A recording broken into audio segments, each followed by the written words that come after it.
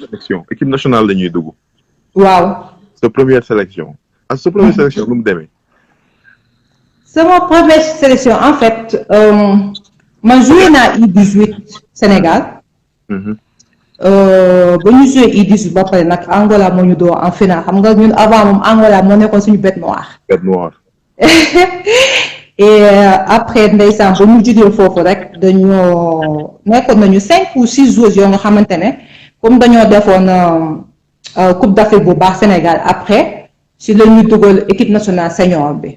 ok waaw équipe nationale senior bi nekkoon na expérience boo nga xamante ne bu ma neex la woon parce que dama doon yàgg rêvé daje regroupement jouer avec Ahmad Mati Mbengue parce que moom sama idole la. ok man musuma dem di wëri feneen idole man moom musa nekk sama idole. Ahmad Mati Mbengue. waaw léegi nag nga daje ñoom daje ku si mel ni ay ñoom Madické Fall ñoom Assou Ndiaye bari woon na ñoom Khady Diop ñoom ñëpp en fait doo ñëw en fait day nekk dafay mel ni rêve.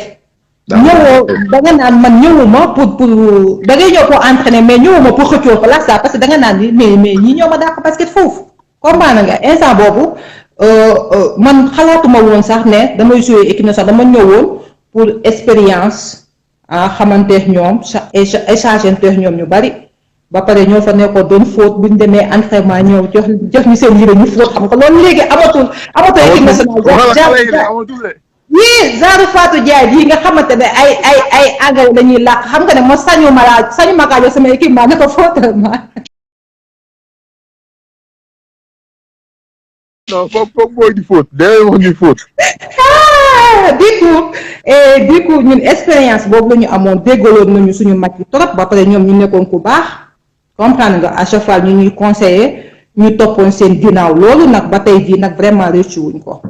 et du coup ñoom dañ ñoo bootoon comme seeni ay rakk sonnuñu woon daal bu ñu di doon buuxante xëccoo place ñu ngi compter suñu ay prime man je me rappelle boobu journée 3000 ndeysaan la ñu doon fay léegi boo fa naree def fukki fan wala nga wax def fukki fan ak juróom yaa ngi calculer say prime di xool ñaata la comme ça bu ma génnee ma jox ko sama famille mais pour nekk fa naan yaa ngi xëccoo ay place xalaatuma ko woon sax puisque ñu fa nekkoon ñoo ma dàqoon basket fuuf. merci taxawal foofu de waxal foofu.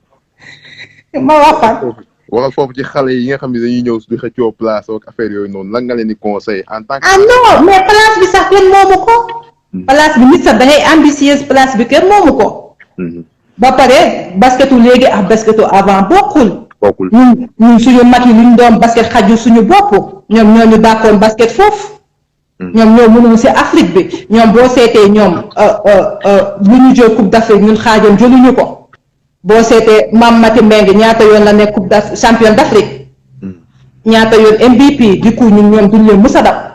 doo leen mus a dab.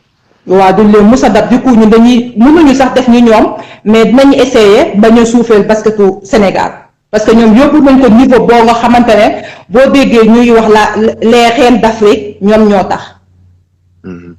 comprendre nga et du coup voilà expérience boobu laa fa amoon expérience bu baax ba pare je me rappelle li ma gënoon a marqué et li gënoon a tax aussi ma yokku góorgóorlu am na benn année boo nga xamante ne dañ maa wàññi woon mu metti ma parce que dama amoon yaakaar ne dinaa bokkuma après ma commencé jooy nag ndeysaan ba ma commencé jooy. foofu laa bëggoon ñëw yow léegi nii fan nga dugg foofu ba am posé la question bi yow ban mentalité nga doon ñëwee parce que bi nga ñëwee nee nga dañ laa wàññi woon. après ngeen commencé ci banc bi. après di commencé lan nga doon woon coach yi ak ban motivation nga doon am chaque jour bi nga jugee ci wàññi boobu ñu la wàññi ak yoon bi.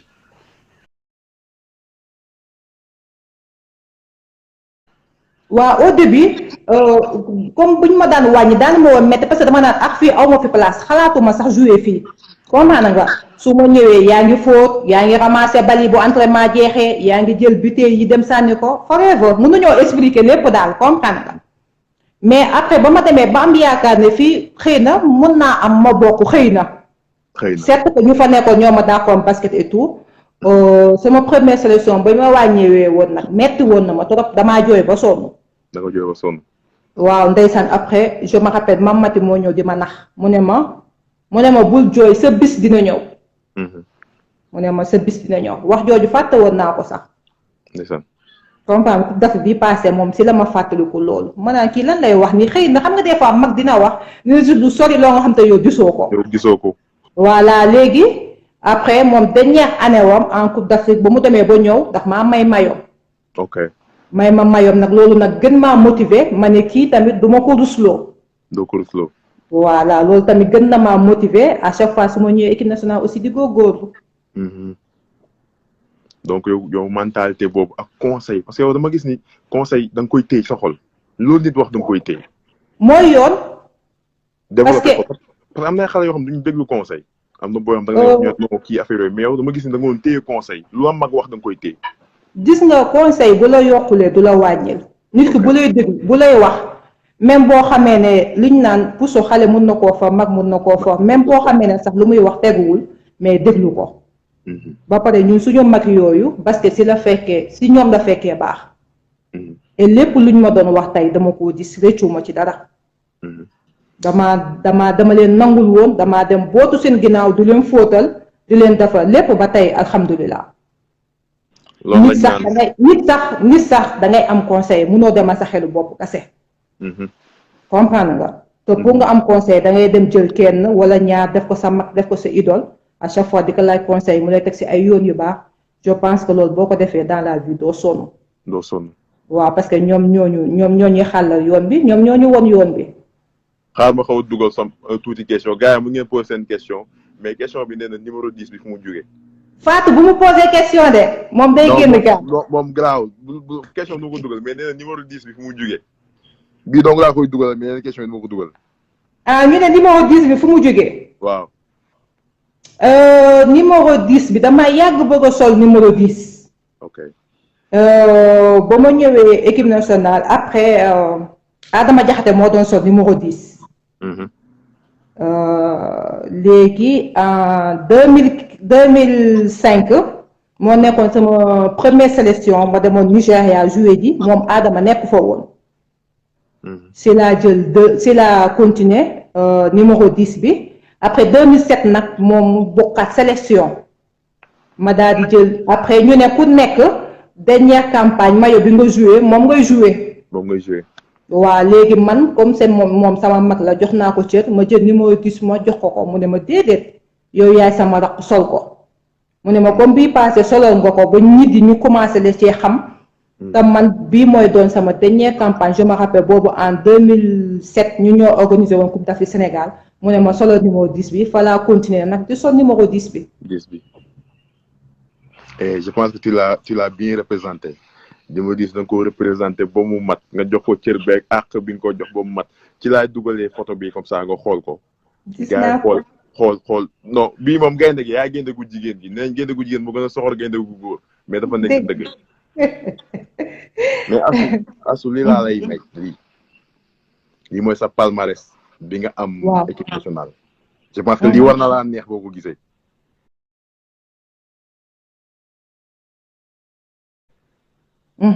parce que mooy palmarès boo xam presque 100 pour la man c'est la première fois ma gis ni koo xam saa yi demee sélection day indi médaille. déggal en fait. as looy wax ci lii. en fait saa yu ma demee sélection jël médaille macha allah à chaque fois dañuy am équipe bu baax tamit mooy comme ni ma la ko waxee rek comme suñu mag yi basket dañ ko yóbbu ci niveau boo nga xamante ne ñun amuñu droit bu ñu ñëwee ñu wàccee niveau bi léegi nag looloo tax ñun tamit bu ñu ñëwee seet ko mënuñu koo yóbbu ñoom fu ñu ko yóbbu mais dinañ def suñu kétt lay kàttan ba pare équipe nationale booy ñëw da nga ko war a préparer. da nga koy préparer. parce que équipe nationale amuñu temps wu jàngale. merci. da ngay nekk en forme parce que man boo seetee man des fois nit dañ may laaj à chaque fois la moo tax boo ñëwee équipe nationale ngay joxe parce que à chaque fois macha allah physiquement damay taxaw parce que xam nga la moo tax damay taxaw man du ma noppaliku. soo noppal. yaa ngi joué fii am vie de professionnel dafa metti fii. en Europe ku ne xam na ko bu dee da ngay joué coupe d'Europe des fois da ngay joué ci semaine bi ñaari yoon. bu fekkente ne joué woo ko sa saison gaaw a tëj man des fois damay dem sud de États-Unis dem joué waat foofu su ma jógee foofu day tombé sélection am du coup du ma noppaliku vacances yëpp damay entraîner. léegi xam nga ku nekk ku jóge ci compétition ak ku jógewul ci compétition wala ku nekk ci vacances ak ku nekkul ci vacances xam nga du doon benn. je pense que su ma ñëwee physiquement boobu moo may jàppale en même temps aussi sama liggéey laay def parce que. boo ñëwee di présenter Sénégal je pense que il faut nga def sa liggéey. parce que ñun Sénégal la ñuy représenter partout fu ñu dem. waaw loolu la rek. mais Astou liste bi dama bëgg laay benn bu ne ñu cof ci dara comme par exemple 2005 tu étais like deuxième place mais 2005 lan nga indil gars yi loo xam ni c'était presque like ta première sélection mais avant nee nga bokkoon nga ak U division mais 2005 lan nga leen indil bi nga ñëwee. lu tuuti rek ñu commencé avancer 2005 2007 2009 ba 2011 ba 2019. waa 2005 nag moo nekkoon sama première sélection en équipe nationale en fait comme ñun tur bi moo jiitu jëmm bi nit dañuy yaakaar ne ba ma dalee jouer équipe nationale dafa yàgg tellement que liñ la waaj moo bari ba pare dañoo teel a dugg équipe nationale mais man 2005 xam nga yàggul ci laa commencé. non yàggul. voilà. boobu maa ngi jóge France je me rappelle maa ngi nekkoon France def fa championnat bu baax après si la Maguette Diop déplacé wu moom moo nekkoon coach bi ñëw seetaan si ma match seetaan ma entraînement mu ne kii élément bu baax la il faut que ñu teel ko dugal dès maintenant. léegi la fekk ma waxloo sama karam rek ma ne kii kon du ma ko rusloo. ma dem équipe nationale nag fekk fa sama ay ñoom mag taa yooyu 2005 Assou Ndiaye mi ngi foofu te ku wax Assou Ndiaye. di nga am loo wax ci basket bi parce que def na fi empreinte am joué na NBA et tout temps yooyu mi ngi woon équipe nationale et voilà ñoom ñëpp tax nañu ma ñeme ma ñëw indi apporter leen li ma mën et tout je me rappelle bokkoon naa ci 5 meilleures joueuses yi en 2005 waay. 2005. waaw foofu la ñuy taxaw après ñu duggaat parce que live bi am nañ 1 heure de temps yu neex yoo xam ni comme pas possible. léegi dama lay génne parce que 1 heure temps day taxaw après ma dugalaat la ñu continuer 2005 2006 2007 équipe nationale expérience bi ñu wax ci social bi ñu wax ci Malicounda ñu wax ci andi basket parce que côté yooyu ma tamit dama koo fonk mu social bi ngay def te loolu dañ ci wax parce que loolu moo yokk a tax tamit gars yi xam la Sénégal ak amour bi ngay jox ñooñu te bëgg naa léegi ñu dugg ci waxtaan ci loolu fi mooy Rap Attack Show gars yi instant yi nii temps bu ndaw bi dem leen na abonné ci page yu Astou wax leen ko ñem abonné ci page na gars yi fan si yeex andi jàmb yi na ñëpp dem abonné ci page bi parce que fii mooy Rap Attack Show fii la lépp di xewee am na yeneen yu ñëw sax yi dàq yi incha allah.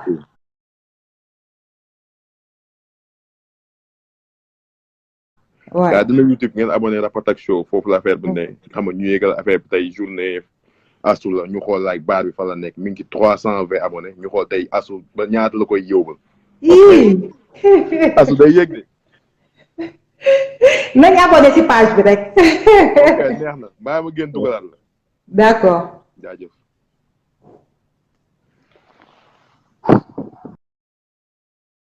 waaw. Astou affaire yi neex na de. neex na. neex na trop gars yi kontaan nañ trop. gars yi kontaan nañ. macha allah maa leen gën a kontaan. non spécial tabaski bi moom jaroon na ko quoi carrément. waaw spécial qualité bi waaye di ngeen tax yeneen gars yi ma de ñi ma demande bëgg ma defaral lii ak ay yàgg. non xam naa mais xam nga rek man foo ma fekk sama téléphone bi ma sonal rek maa ngi en famille damay wax presque guddi gi yépp loolu moo tax du may far di am jot mais bii yéen moom mënuma leen ko bañal. c'est que tamit ñun ñoo ko moom ñun ay basket. waaw ñun waaw c'est la famille waaw ñun nag basket bi la c'est la famille. des fois foog ñu bañ. c'est ça. asu li nga soxla rafet na nag de. gars yi xam nga boobu ba gis ñu la. xam nga spécial qualité nga wax. non mais gars yi foog gars yi gis la. dégg nga da ngaa bëgg daa mujj. non waaw wan ko gars yi. waa gis nga xoolal xam nga lan lay bañ bàyyi ma toogaat parce que xoolal am na ko nga xam te man rek la nopp muy diwi Adam te nobbu ma ko. damay bañ gën kaa woon sama bopp mu gën a baax de te man nee naa ko nobbu ma la bàyyi ma. lii ku dugg ci laaj bi mu tooñ la. Amady lakkale la def dafa lakkale nee naa ko ñu da ngay nopp sax sa morom man nee naa ko nobbu ma la rek xam laa nag Farba. waaw Farba nobal Farba nga bàyyi lii. moom bàyyi ko rek na ma bàyyi nag wax naa ko fii Dior maa lay bëggee. gars yi ñi ngi bëggee ñëpp. di bëggee sama petit frère Ibrahima moo ma doon protégé Ibrahima Traoré. Ibrahima léegi laa doon waxtaan ak moom bi avant nga. xoolal moom laa doon jàpp loxoom mu may protégé may dem entraînement comme ça su ma ñëwee pas bi du ma dóor bu ma gisee ma ànd ak moom duñ ma wax dara. ma gis la ak seen complicité ci famille ak Ibrahima yow ñu ngi leen téye ak sa beneen sœur bi donc sànq dama ko bëggoon après ñu dugal ko bu ñu développé like 2007 2008 2009 ba 2010 mais kon nañ développé loolu après ñu wax famille bi Ibrahima mère bi. ak Babacar Gassama c'est mon fils fiston bisous. Babs na pousse bi sa gars yi dégg naa mais na pousse bi. Amina nuyu naa la. te gars yi dañoo kontaan te ñëpp kontaan.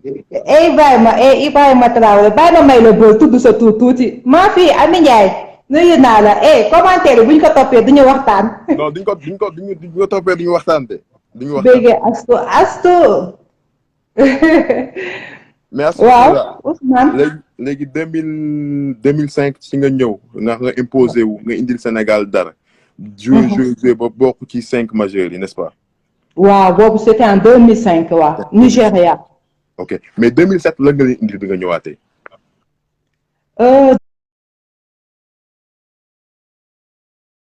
2007 lan laa leen indil 2007 bokkoon na si finale yi ma gënoon a metti parce que dañoo organiser woon moo nekkoon sama deuxième coupe d'Afrique mais première boo nga xamante ne Sénégal moo ko organiser woon Mali dóor ñu en finale def nañu on a fait parcours sans défaite ndeysaan arrivé ba finale ñu dóor ñu comme ni ñu koy waxee à chaque fois équipe bu mag rek mooy daanu et je pense que jàppale naa leen comme niñ koy defee ñu ñëpp parce que sport collectif la ñu wax et ñafe nañu devant suñu public ñëw ba final ñu dóor ñu et tout mais bon metti woon na trop sax.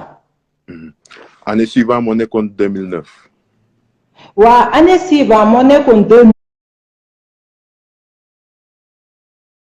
2009. ok boobu dew ma woon mais demoon naa préparation Sénégal.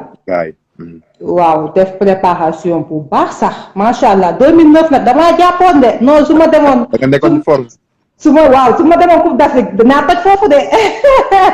te loolu laa dégg loolu la xale yi dégg naa maa fort ci wéyu béy. li ma fort waaw après laa la koy wax. non en fait xam nga année boobu dama jógee Girona yéegal équipe bi en pro. ok ma imposé wane sama bopp du coup dama amoon temps de jeu nag. léegi xam nga boo amee temps de jeu da ngay nekk si en forme. léegi ba ma comme équipe bi mi ngi doon doog a yéeg en pro. après si laa dem Sénégal nag di def sama préparation ndeysaan année boobu nag damaa jàpp ba am na ay système yoo xam te ne sax asu lañu ko doon tuddee. asu comprendre nga ma ne xoolal rek cat moo si dugg léegi après par la suite si laa ñëw rejoindre équipe bu Girona di xaar ñu envoyé lettre de sortie mais comme daaw rek dernier moment. dernier moment mënuñoo wax lépp parce que bu ñu waxee si suñu basket bi suñu bopp dañuy wax te ñun tey liggéey nañ fi loo nga xamante ne kenn mënoo wax basket génnee ñu si di ko am na yoo nga xamante ne mënuñoo wax lépp.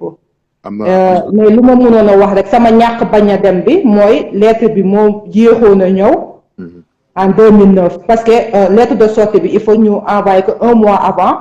et man ñaanoon naa sama équipe ba sonn pour ñu bàyyi ma dem puisque nekkoon naa fa 1 an ba yéegal équipe bi mais dafa nekkoon équipe boo xam te da doon doog a yéeg en pro xam nga comme équipe buy doog a yéeg wóorul mun na am nga wàccaat boo amul ay éléments yu baax trop.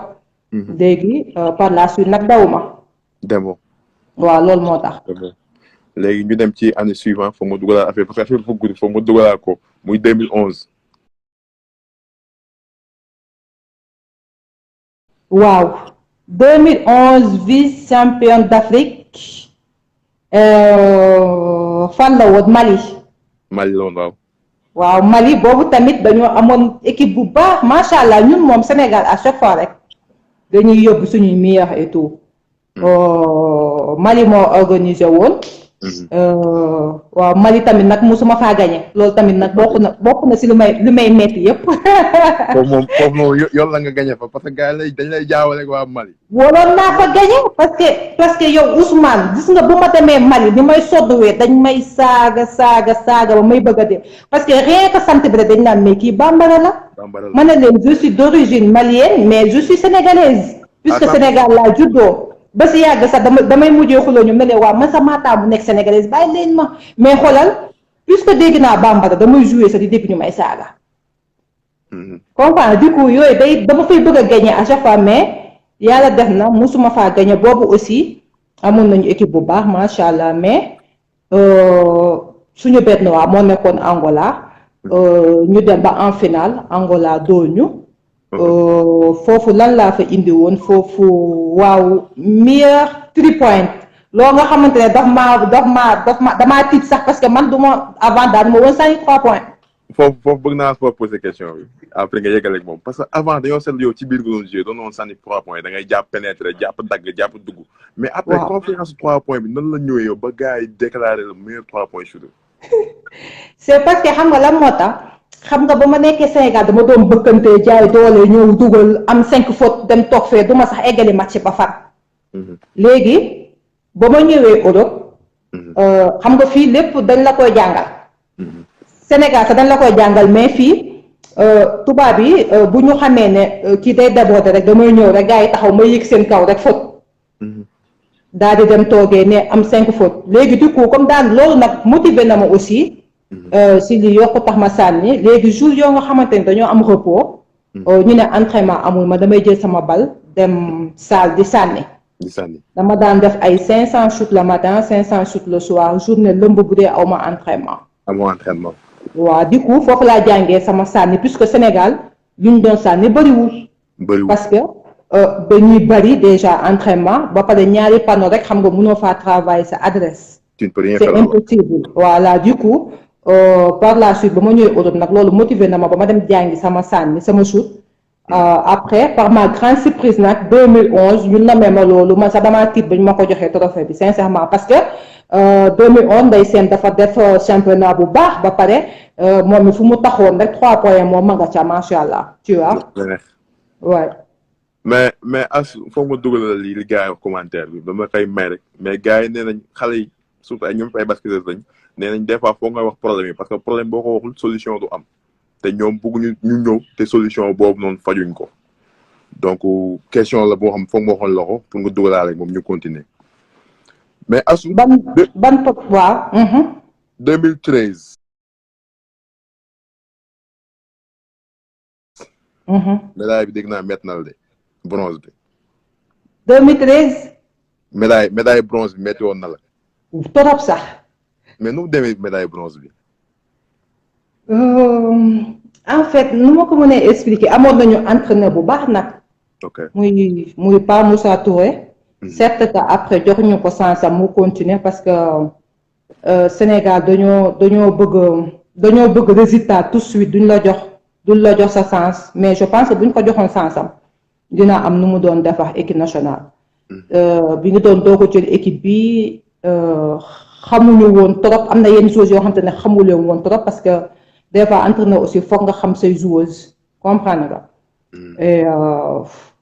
et du coup amoon nañu équipe bu baax aussi man c'était la première fois en 2013 ma dem compétition jël 3e place bi metti woon na loolu. bu du woon mën naa ne c'est grâce à 3 points wu Mame Marie si à la fin loolu moo tax sax ñu jël médaille bronze bi mais sinon je pense pas que dinañ sax yéeg si kaw podium bi metti woon na trop sax vraiment. mais Astou année boobu t'as bien joué t'as marqué like ñaata 125 points de compétition boobu noonu. Tu étais la meilleure marqueuse de compétition. Meilleure marqueuse wala. Meilleure marqueuse de la compétition avec 125 points. waaw. mais après ci nga dem championnat du monde 2006 ak 2010 nga joué bu baax aussi.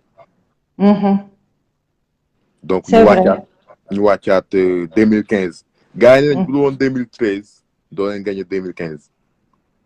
bu dul woon attends dégg ma bu baax bu dul woon 2013. doo leen gagné 2015.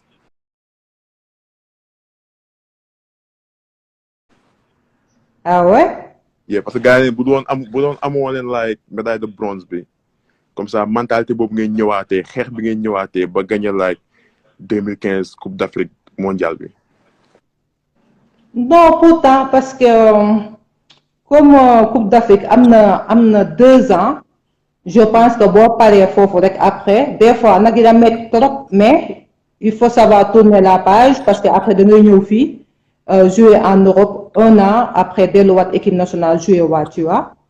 et je pense que 2013 amoon nañu équipe bu baax ba nga xamante ne mënoon nañu woon gagner coupe d'Afrique mais bon victoire ak défaite ñoo ànd. amoon nañu équipe boo nga xamante ne 2013 ba ñu doon dem coupe d'Afrique ñëpp a waxoon ne ñii dañuy gagner.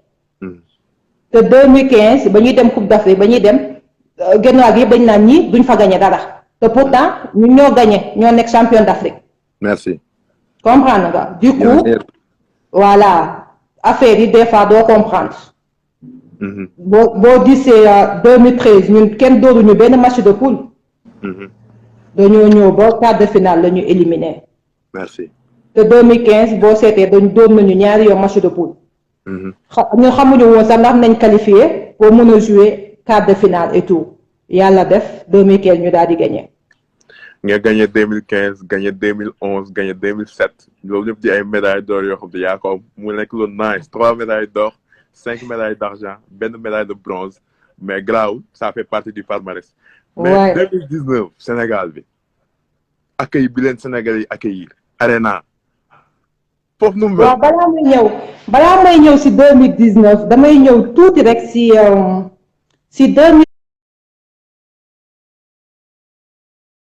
2013 xam nga ba ñu perte wooy woon. et tout comme man samay jooy du jeex et dañ ne kii wol leen ko papam mooy xaritam.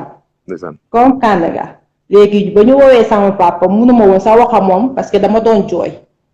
comprendre nga mais ba ma dalloo mu daal di may woowaat mu ne ma looy jooy ma expliqué ko ma ne ko parce que man dama bëggoon teel a arrêté équipe nationale ma ne ko bëggoon naa daal ñu jouer pare dem uti leneen affaire yooyu comprendre nga après mu ne ma yow doo bàyyi balaa ngay bàyyi di nga gagné coupe d'Afrique.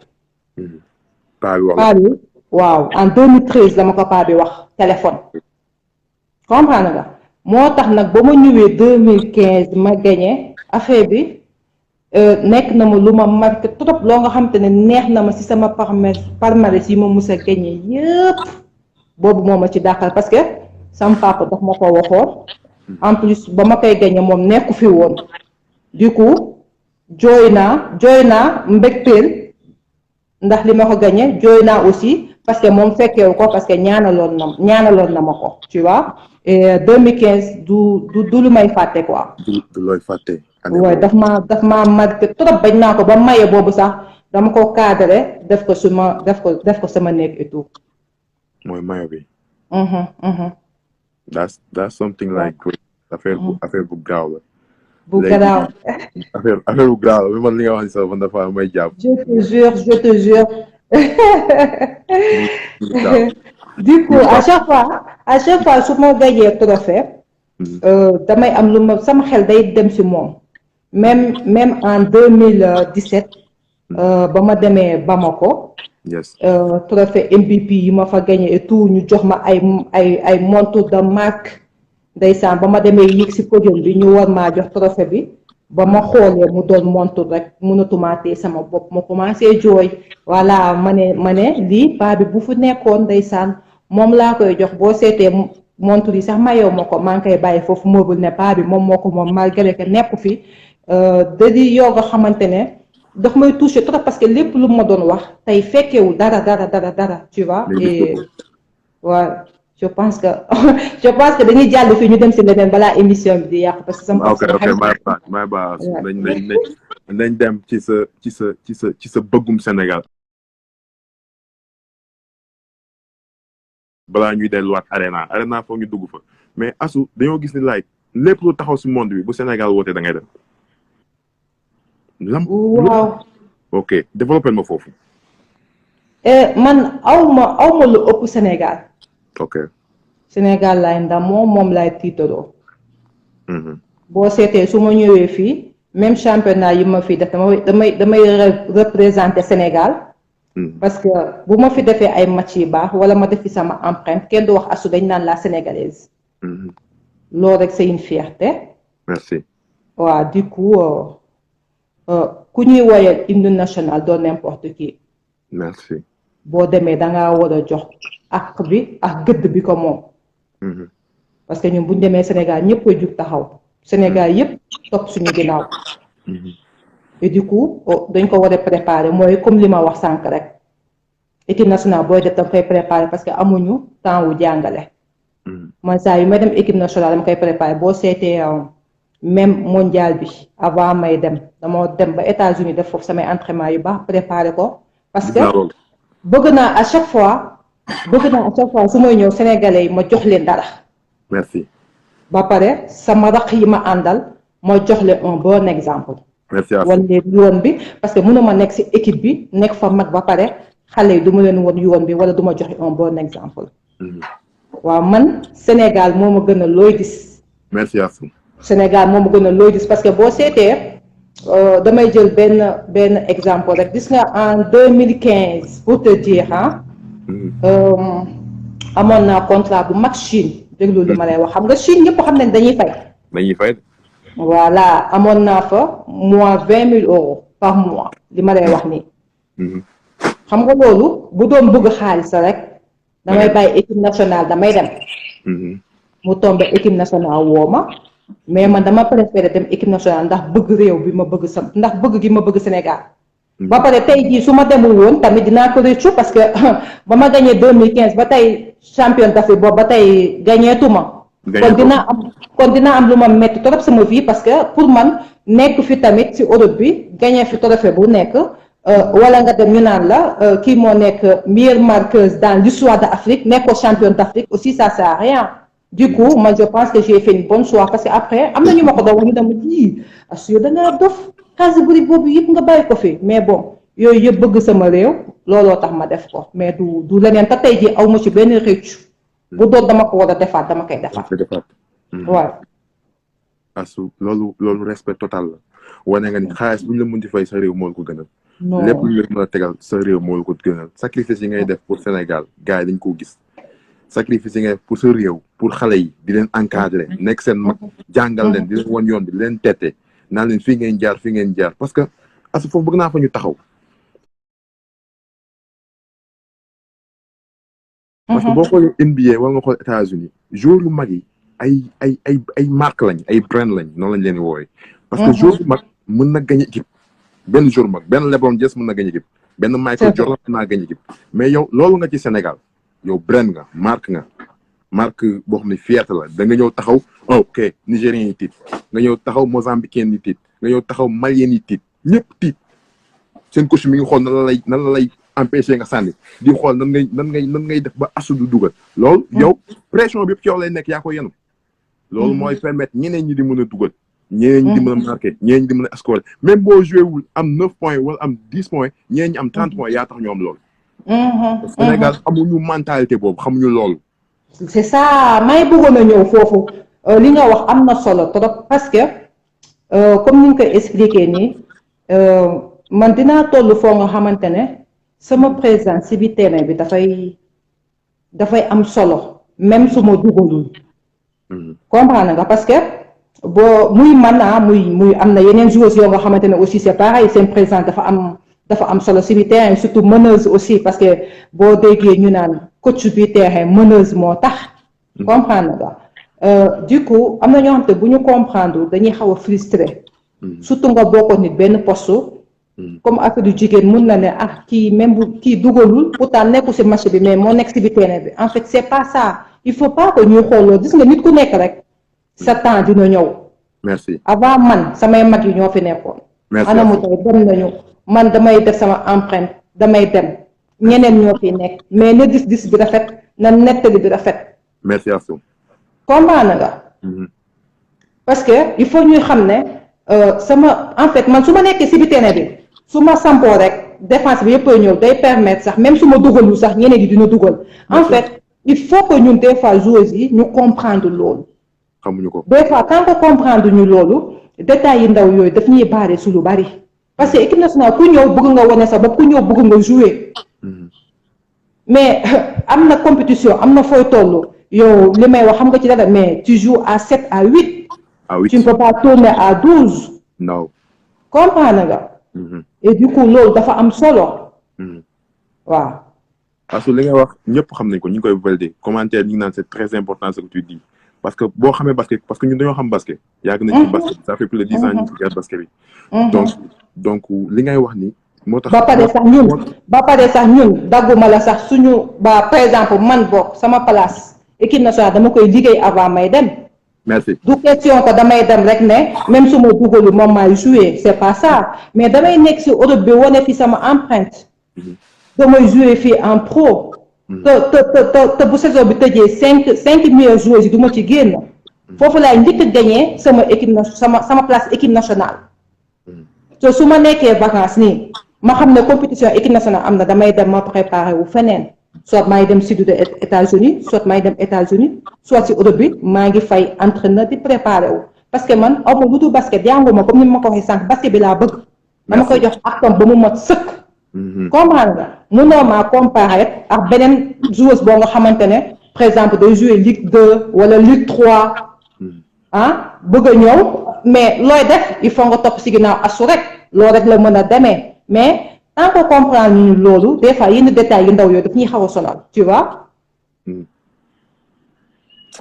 sa frère wax na lu am solo il faut que laaj ma cité ko Ibrahima nee na Astou Traoré dafa dugg lu ma wax gisuma ko. nee na Astou Traoré maa ngi wax rek.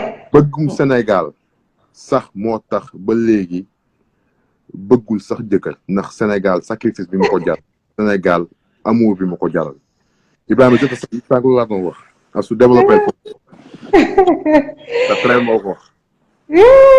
dëgg la dëgg c'est vrai des fois voilà comme ni ma ko waxee rek maman choisir métier bi et damay préférer def carrière bi ba mu jeex et après moo ut jëkkër. am na ñu bëri ñu ko contour nag parce que c'est pas facile am na ñu am jëkkër di basket mais pour man c'est pas facile nga parce que man fu mu nekk nii aw ma vie tey bu ma amoo jëkkër tey damay sonn. ah te xam nga man sénégalais laa bëgg. te xam nga jëkkër sénégalais foog ngay toppatoo sinon boo ko bàyyi xale ndaw yi ñu ñëw nangul la ko. voilà te man aw ma vie maa ngi di foo ma fekk maa ngi xoolal année bi aw ma du ma noppalu ko damay basket rek. loolu moo tax. il a raison nag mais léegi rek incha allah puisque maa ngi si fin de carrière bi incha allah. léegi li Ibrahima wax am na solo te confirmé nga ko parce que bëgg sa réew bëgg sa dëkk jaral la nga def sacrifice yooyu noonu yëpp donc tout le temps moo tax ñu def initiative bi di Rapa Talk Show dugal la ci initiative la première jigéen bi ñu ci invité parce que dafa nekk loo xam ne plateforme boo xam ne day jëm ci kanam pour loolu tey affaire boo xam ne exclusive laay def mooy dama leen di won site bi ni mu war a mel site bi pare na man maa ko defar man mi sama bopp parce que je suis ingénieur en technologie. Donc je vais vous montrer la site ci journée Astou Traoré laa leen wane site Rapa Talk Show nu mu mel mu nekk loo xam ne inédit lay doon c'était la première fois que yéen ngeen koy gis. yaa ngi bëgg a doon journaliste de. non même pas ba ma nekk ci basket ba ci kanam rek donc gars yi site bi mi ngi nii da ngeen def www point. voilà comme ça ñu aimé ko. Rapa Talk Show. gars yi aimé leen ko waaye page bi s'il te plaît. .com. lii mooy site Rapa Talk Show mooy meilleur site au Sénégal dinañ ko aimer incha allah après dina waa dinañ ko aimer website baa ngi guys. waaw Ibrahima mi ngi dugg dina jàllale dina gën a jàllale message bi. comme ça ñu aimer page bi incha allah. comme moom nit yi la moom moo xam ñëpp moom comme ni mu koy waxee nee na moo star bi. donc lii pour basket la pour ñun la pour ñëpp. article dañ koy bind. am na ay article yu nekk ci biir par exemple Amady Ndiaye moo jàll semaine bii passé article am mi ngi nii. donc c'est la première fois may dévoiler site bi c'est la première fois ma koy wane. bokkut ak page Facebook bokkut ak page Instagram bokkut ak benn page nii lay mel seen article sa jaar fi nga nekk fi ngay dund lépp c'est calé les vidéos tout. On revient Astou. On revient parce que nit ki booy def dara na nga ko def à 100% man loolu laa gëm. man su ma leen di boole laa ci palmarès Sénégal dama ko def à 100% fépp foo xam ne américain bi taxaw na bind nañ ci jour man na bëgg naa foofu noonu suñuy sénégalais suñuy jour ñu bindee leen foofu dugal leen ci plateforme mel te peut-être jàng bi ñuy jàng bi ma jàng peut-être permettre na ma def lii donc pourquoi pas man ma def ko pour Sénégal pour suñu réew. Bien sûr. donc Astou on continue parce que maa ngi ci bëgg bi nga bëgg Sénégal ba yow ci wéwu béy maa la wax naa la am na lu ma fort mais foog ma wax la ko ci wéwu béy dégg naa boo ñëwee sélection doo ko bàyyi ak benn xale. du ma ko bàyyi ak benn xale. benn xale mooy gëm-gëm bi doo ko bàyyi njëkk entraînement liggéey bi préparation bi mooy li nga ma wax sànq. donc loolu dafay wane ni ba coach yi dañ lay yéene. sax victoire bi coach yi dañ lay yéene trophée bi coach yi dañ lay yéene match bi mais loolu respect boobu nan nga def ba am ko ci coach yi.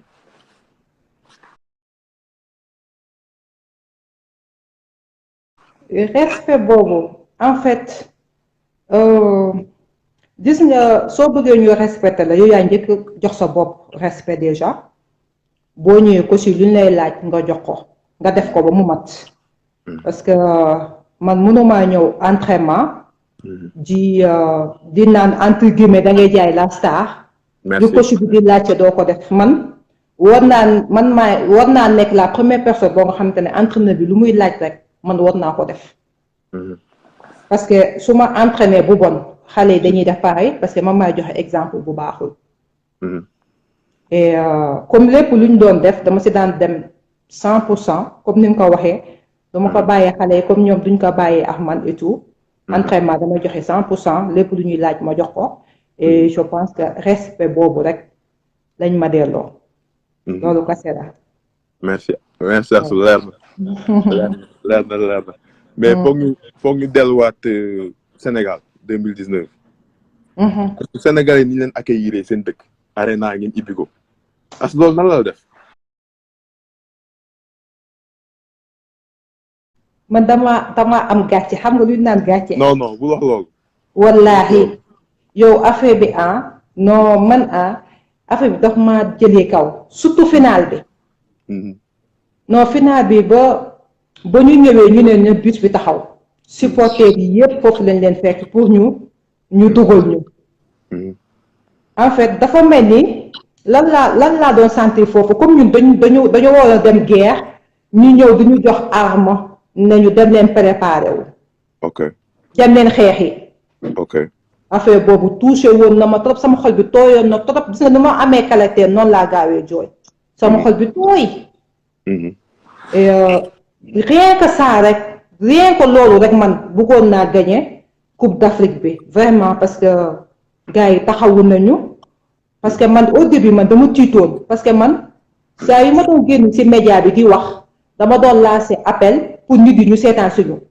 parce que Dakar Arena rëy na boo nga xamante ne ba pare soriwaay bi ñun sax tiitoon nañu musuñoo xalaat ne dina fees ñu naan waaye ñun tey ñu ko defee match Ndiaye bu ñu may suñu bopp gàcce defi coupe d'Afrique gisuñu kenn mais nga gis ne sénégalais yi bëgg basket bi bëgguñu ñëpp a génn Arena fees dell gars yi supporté wuñu di ñu supporté sonnuñu benn yoon boo seetee contre Mozambique ñun bu dul supporté di lambay ñaaw billaahi ñoom ñoo ñu doon poussé ma nee naa match boobu Cheikh Sarr coach Cheikh Sarr sax laay wax ak supporters yi ñoom ñoo tax ñu gagné parce que bu ñu poussé woon du ñu gagné sincèrement man moom aw ma seen fay te duma tay di leen remercier te mérité woon nañu trop sax ñu gagné trophée bi teg ko seen loxo vraiment. mais jaam ak ni nga ko waxee jaam ak bëggam yàlla ak ndogalam j'espère. noonu la kese beneen yoon mooy dàq. def ngeen li ngeen mën joxe ngeen lépp à 100%. Sénégal c'est ça xale yi ñafe nañu vraiment du début à la fin xale yi ay jàmbaar lañu parce que ku jouer Coupe d'Afrique commencement ba fin ak Coupe d'Afrique nu mu mettee ak pression wu sa dëkk bi amoo fa benn défaite à part que nga dem final ñu dóor la vraiment xale yi ay jàmbaar lañu dama leen di remercier si côté boobu aussi ndaxte ñoom ñëpp jàpp nañu si liggéey bi.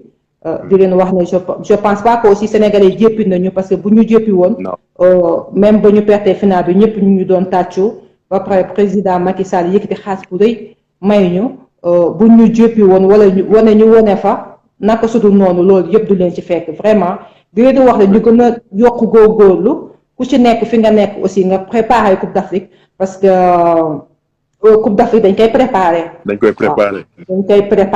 te foofu bëgg naa nga conseiller xale yi nan la ñu war a préparer Coupe d'Afrique.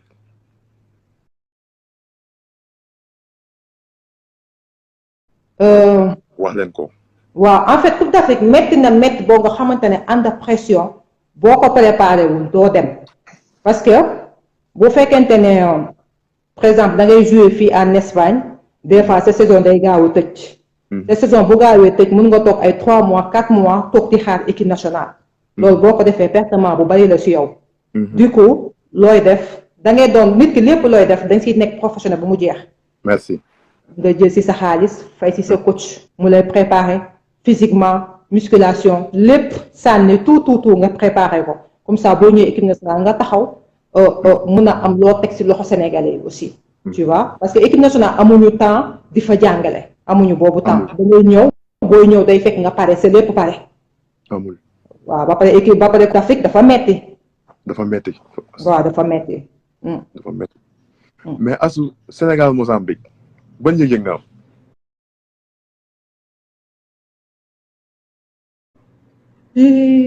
match boobu jeexee ma damaa tiit nelawuma. ma naan ni en fait li may joué yëpp man mënuma gëm ne woon Mozambique moom moo ñu jiitu en fait ma naan ni waa bu ñu Mozambique dóoree ñun ba gàcce ñun lan la ñuy wax sénégalais en fait imaginez sa équipe organisée Coupe d'Afrique ñu dóor la quart de finale loolu gàcce la ñu dóor la demi-finale. loolu gàcce la ba pare man muy joué boobu mi-temps 0 point laa am. mais man je me rends même pas compte que 0 point laa am mais maa ngi joué mais maa ngi naa waa ñun ñoo jiitu wala Mozambique moo jiitu en fait dafa meloon ni si man comme ay gént. mais ba ñu demee ba mi-temps Cheikh Sarr il a bien coaché.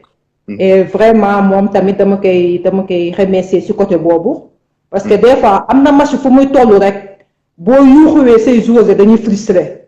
te instant boobu ñun gagné rek dañu soxla woon def na discours bu baax xamal nañu ne dañoo war a gagné et tout en même temps muy nuyu waale Gorgui Sy Dieng sama frère. voilà moom c'est mon frère c'est mon ami. moom wóor na ma si vestiaire yi waxam man dénk ma ay kàddu. ne ma pour Sénégal gagné si yow lay dépendre. merci Astou. waaw.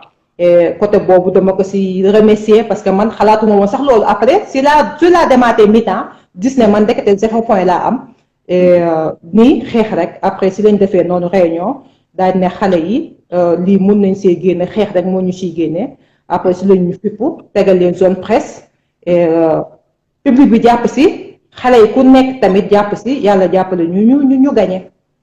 man Sénégal la ma fekk mu ñëw vacances Sénégal jóge États-Unis waaw mais su may seetaan dem may stade parce que bëriwoon amoon bii su may seetaan match boobu man sama yaram sa day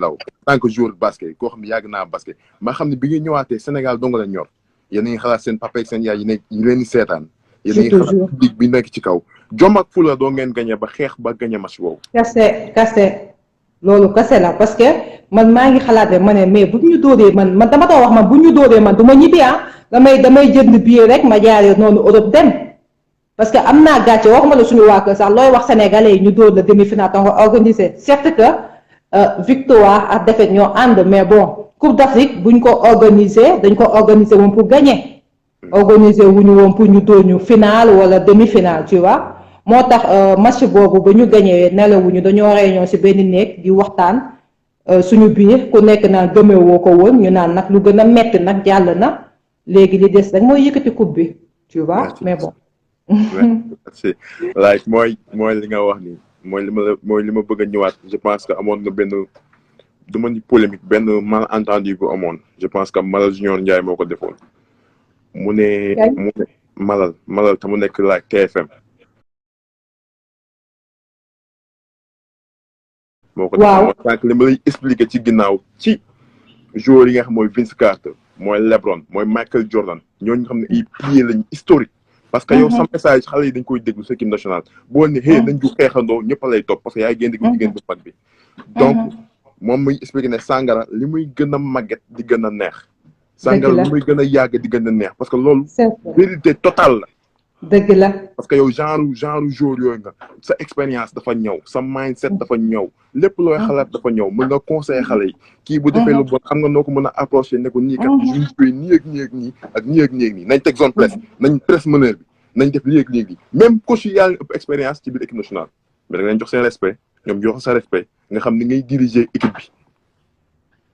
te bëgg naa loolu aussi tamit nga bàyyi ci xel bu baax a baax a baax a baax parce que ñun ñu ngi lay xool parce que ñun ay basketteurs lañ xam nañ ni affaire di demee. peut-être ñi lay seetaan en tant que public xamuñu basket xamuñu ni muy demee ñoom dugal pañe yi nay cax rek. nay dugg rek. merci. nay dugg rek te duñu xam sa présence ci biir terrain bi en fait Malal. Moom c'est mon frère. Okay. Il a parfaitement raison. Je me rappelle en 2017 amoon naa moom benn problème en fait à cause de ça du moom sax moo ko waxoon parce que gis nga Sénégal dañoo tàmm à chaque fois di wax âge nit ki. Merci. du ñu xool say performance yi ngay def li ngay def voilà te loolu dafa am solo. du coup am na benn journaliste bu doon wax ne Astou dafa waroon a bàyyi en 2017 léegi comme man dégg naa loolu te man damaa tàng match bi jeex rek mu daal di may ndeysaan dégg micro bi rek ma ne ko du ma wax ak yow parce que mu ne ma lan moo tax mu insister ma ne ko parce que man bu fekkente ne sénégalais nga munoo nekk fii di ma critiquer te man mooy ñëw di présenter réew mi fii am na yoo xam te sax da ngeen di perturber nit ki mu ne ma Astou du moom te nekk woo moom man xamoon naa ne du moom sax mais comme journaliste boobu moo ko doon wax ma ne c'est valable pour toutes les journalistes comme ça ñu arrêté wax boobu. merci. parce que fii boo seetee am na benn Laya Palaw elle a 40 ans. mais moom mi ngi joué fii moom mooy capitaine bi moom mooy mën su équipe bi mais moom bu doxul équipe bi du dox. ah. ak ñeneen ak ñeneen. je pense que c'est que dafa am si ñoo nga xamante ne xam nga yow sa micro di wax lu la neex yomb na mais si ki ngay wax il faut nga gëstu ko. xool ko. xool fan lay jouer. xool ban niveau lay jouer xool ñaata point lay dugal par match xool équipe am fan la toll ba pare ngay doog a mun a wax si moom mais avant da ngay ñëw rek ñu ne non kii mag la na bàyyi nangam ak nangam. te yow mag bi li ngay def xale bi defu ko. léegi lan moo tax ñu bëgg a forceloo nit yi nañ pour ñu bàyyi. mais ñu Sénégal dañoo yàgg def ay sacrifice ndax Sénégal parce que dañoo bëgg suñu réew. waxal de yaa ngi jëla protection waxal ci kaw. mais c'est vrai dañoo bëgg suñu réew. comprendre nga ba ñuy basket fii di galérer du sol suñuy dàll plastique. du dox benn tali ba université kenn musuma see jëndal dàll kenn musuma see jëndal équipement kon tey su ma waree bàyyi man lay neex man Astou Traoré ma bàyyi sama bopp. merci Astou. man équipe nationale damaa gagné sama place équipe nationale avant may dem. te am na yoo xam te ne dafa rafetul. Sénégal suñu Sénégal la ñun ñëpp ñoo ko bokk. ñuy doxal nañ leen di bàyyi ñuy doxal. ñun ñeneen ñoo fi nekkoon ñun dañuy dem yeneen xale ñoo fi ñëw. comprendre nga comme boog suñu luñ fiy def bu ko kenn tilimal rafet na ba pare macha allah tu vois.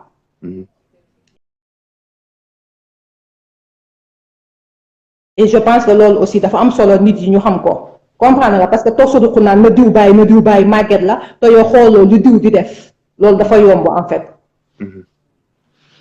Asu wax nga lépp mooy li ma lay résumé ci ginnaaw ne la yow sa expérience équipe nationale da koo soxla sa expérience xale yi dañ koo soxla sa expérience coach yi dañ koo soxla sa expérience peuple Sénégal dañ koo soxla parce que ñun bu ñu nekkee ay basketteur xam ni basket di doxee xam boo duggee impacté bi ngay am boo sampoo da ngay am double team wala triple team ngay am sa kaw meneur bi nekk ci côté bi mën a passe ailier bal bi ailier mën a sànni 3 points gars yi mën a yuuxu nga am +3 donc lu basketteur doo mën koo xam boo ñëwee taxaw tak ma entraîneur bi guddi gi yëpp du nelaw ndax mi ngi xool mu lay tëjee mi ngi xool mu lay double timé mi ngi xool nan la lay marquage presse boo xam ne yow bal bi sa doo ko gis ñoom Fatou Dia ñi ngi ibbeeku ci biir di laaj bal yi ñoom donc bàyyi dem self jàpp bal bi teg ci kaar yi mu dugg ñu dawaat dellu donc loolu noonu yëpp dafa nekk ay aspect boo xam ni ak aspect moral bi ni nga mënee encouragé xale yi buñ jugee ci défaite ne leen noonu li garaaw jaar nañ ci même dañuy jàll dañuy gañowaat loolu tamit yow da nga koy apporter mu nekk yenn aspect bi nga xam ne mooy aspect politique bi parce que président day ñëw wax ak yow ne la asun ñeeg nii parce que yaa fay capitaine bi muy looloo xam ni ñoom day jaar ci yow wax ak yow muy point yu bëri yoo xam ne Sénégal da ko mën a tenir en compte muy sa sacrifice bi nga def muy li ngay def muy li ngay daj ni ngay préparer dem États-Unis fay sa billet fay sa coach training fay sa entraînement pour ñëw uniquement wan gars yi 200% laay demee génn donc loolu respect boo xam ni dama bëggoon tey ñu préciser ko en tant que basketteur yoo xam ni ñu ngi koy dund ñu ngi koy dal ñu koy wax mu jeex tey parce que la protection suñu show la ñoo ko moom ñun foog ñu wax gars yi ñun li ñuy daj ak fan la ñuy jaar jënd suñu plastique 150 sol ko ñëw di rey suñu bopp ba heure bi ñëw Sénégal di fayet ak ñoom di bàyyi suñuy contrat yoo xam ne ay millions vraiment donc la ñu vraiment boo xam voilà bàyyi suñuy contrat des fois ñu ñëwoo suñuy jàngoro tamit yow xam nga sportif à blessure ñoo ànd foofu laa bëggoon ñëw ak yow gis nga man 2017 ba may ñëw équipe nationale dañ ma opéré woon xoolal médecin bi joxuma woon sax accord am pour ma ñëw jouer mais pourtant damaa ñëw ndax bëgg gi ma bëgg Sénégal ñoo jàppale sama rakk yi comprendre nga mais am na yu bëri yoo xam te ne mënuñu expliquer lépp mais gëdd gi ñu moom nañ ñu ko jox certes que jox nañ ñu ko ñu xam basket jox nañ ñu ko mais des fois si dégg-dégg day xaw a metti ngay def ay sacrifice ñu naan la diw dafa war a bàyyi diw nangam comprendre nga fi may waxee comme du coup loolu dafay xaw a doy waa tuuti voilà Asu man kontaan bi ma kontaan mooy li ñuy waxtaan nii rek jarul na laay parti bi ñu wax rek ba Sénégal bi leer seen bopp xale yi mu leer seen bopp gaa yëpp xam ak lan lay daj ak lan saa yu joué li muy daj ñu rey boppam ci terrain bi ñu gen ko ay coup conc ko saaga ko mbëkk ko def ko lu ne mu encaissé pour Sénégal mais Asu foofu la ñuy génnee équipe nationale bu dee amoo leneen la ci war a dolli ñu dugg ci social